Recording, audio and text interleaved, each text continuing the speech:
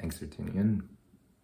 This is just me talking about New Year's resolution and talking about it a bit more. Hopefully a year from now, I'll be revisiting this and be satisfied where I am. So to get into it, I think for me, I want to invest in my relationships and be more intentional with them.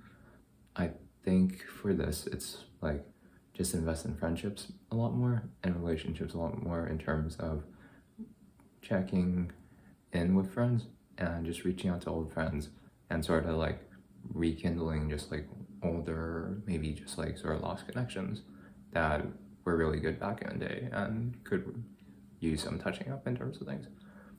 I want to be able to revisit old friendships and see if they're still there, and if not, just be satisfied with that, but be sort of content with just the fact that you reached out to other people and put yourself in that position.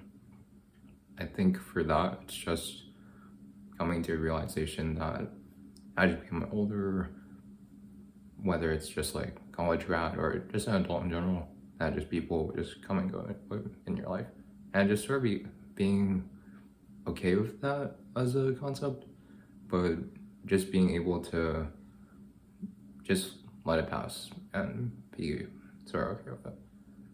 I say that as someone who's had this like acquaintances, friends, just like they get married or like get engaged or like move to new cities and like a lot of different things. So this just takes up a bunch of people's time now, or they just have new friend groups all together and just might seem unapproachable in that sense.